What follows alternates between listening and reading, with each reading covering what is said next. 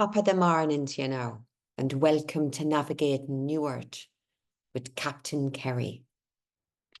That's my Connemara accent, which is where my mother is from, and her 12 or 11 siblings were from. I do have that Irish connection, and I do love it. I must take a visit there soon. Anyway, today I just want to create a really quick video. I'm going to read out from the Joseph Communications, a kind of a preface that is which appears at the beginning of every book to explain two concepts which are vital for us to kind of grasp at least a little bit. One is the field and one is the fall. Okay, so I'm going to just read out the paragraphs, make a couple of comments, and then press stop and allow it to sink in. I want it to be a short video because I do tend to go on a little bit sometimes and I don't even know I'm doing it. Time just flies, and the next thing I know, I've just been babbling away about goodness knows what. Anyway, I'm sure somebody wants to hear it somewhere. Right, so I'm going to just first off read out the paragraph, the field. I'm going to put on my one-armed glasses. These are my favourite spectacles. They're just reading glasses. Got them in Malaysia. I actually had a few pairs and they've all disappeared. I mean, what is it about disappearing things? Socks, lighters. I mean, your phone. How many times a day does your phone just disappear? Or maybe it's just me, my brain, whatever. Anyway, or it's something to do with the field. So let's find out what's going on with the field. Yeah, let me just read it and then I'll talk a bit after. The field. When referring to the field, Joseph is describing the conscious field of thought energy that we, as spirits on earth, are surrounded by and live within. Every second of our lives, we project our thoughts and beliefs as to the nature of reality into this energy field every day. The field is actually created and maintained by us. But we have lost sight of this fact. As a result of us forgetting this, which is in itself as a result of the fall, the field is not operating as it was originally intended to. It was supposed to serve us. But at the moment, we, in effect, serve it. It exhibits and seeks to perpetuate in us a negative charge and outlook. And because of this and its disconnection with God-light, is maintaining itself and us via a finite and dwindling amount of energy. The field in its present state, and therefore also we as human beings existing within it, cannot last much longer. Joseph urges us to re-energize the field with God-light, and by doing so, to transform it and take control of it once again for the betterment and continuance of mankind and the planet.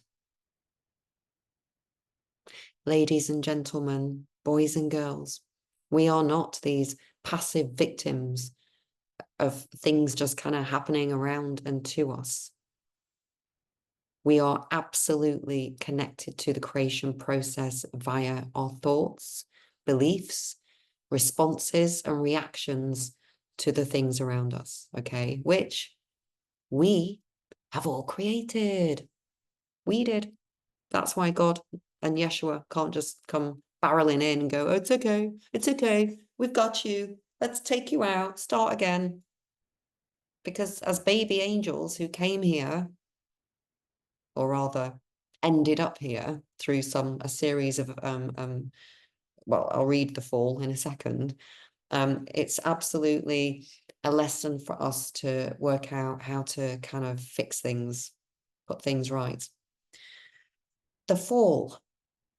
Here is Joseph's explanation of the fall, which is, there's actually a whole book called The Fall. And the tagline, or, the little blurb is, it says, the fall, you were there.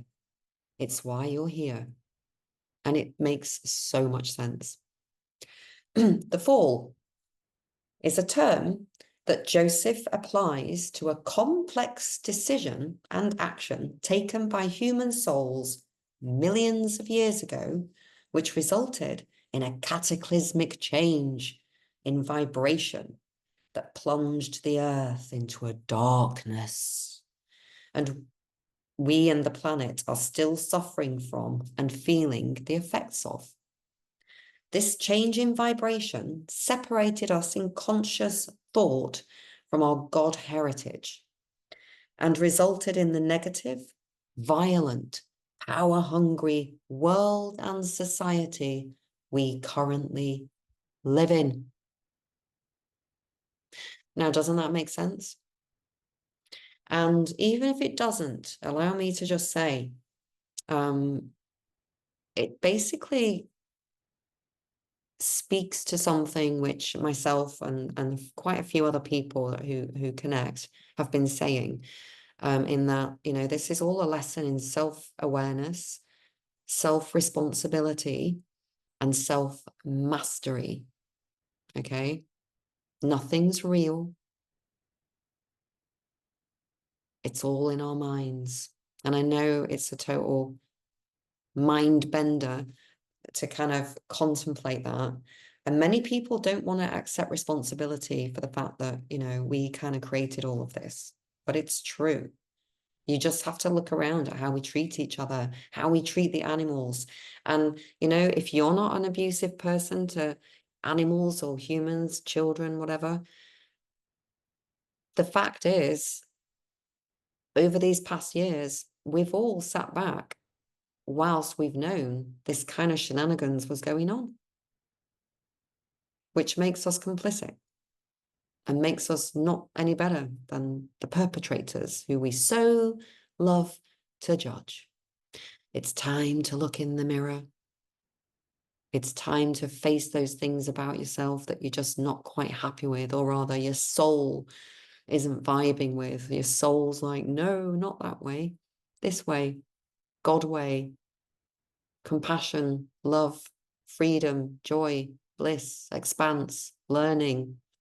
The list goes on. So I'm just going to leave this here for people to have a listen and contemplate. And, just to kind of reiterate a couple of the main kind of points of it, is that the field is created and maintained by us. And that the fall in, for the fall, we made a complex decision and action that plunged us into this darkness and led us into this separation from source, from the rest of creation, that we have been feeling ever since. That feeling that makes you think you need a relationship, or you need the house, or you need the car, or you need to pass the exam, or you need to eat so much food, or whatever. This restlessness and dis-ease that we, constantly feel. I mean, some people feel it more than others, and that's okay. We're all different, and we're supposed to be. But, it is our responsibility now to grow up. All right. God's calling us back. He's calling us home. And he's very excited. He, she, it is very excited to find out what we learned on the journey. So make it a good one. Start putting positivity into the field. You can send all sorts of light to all sorts of people. In fact, if you've got an issue with someone in your life right now and you're just not sure how to kind of get yourself out, and they're being really difficult because they're in a state of fear and panic and not quite in control of their mind, they don't quite have control of their senses, you, as a co-creator of this reality with our Creator Father, have the power, the ability, and the privilege of sitting quietly, closing your eyes and sending some peace and love and light to that individual so that your life's going to be easier. You know, it's not all, you know, this kind of martyr idea of us sort of sitting and praying and sending light and sending energy to people. It really isn't quite that. It's not that special. We're doing it for ourselves because we want everything to just go back to how it was, which was beautiful. Anyway, I just wanted to share that quickly because I am going to be doing more on the Joseph communication books, and the concept of the field and the fall is very important to get your head around. So for anyone who's interested in what I'm sharing, this is for you. And yeah, thank you for listening if you have. And I am sending you so much love, healing, light, and joy. I truly am. Because I just want everybody to get out of the pit and, you know, have a look around and go, right, let's go. Let's start creating again the way it's meant to be. So love and light, and speak to you soon.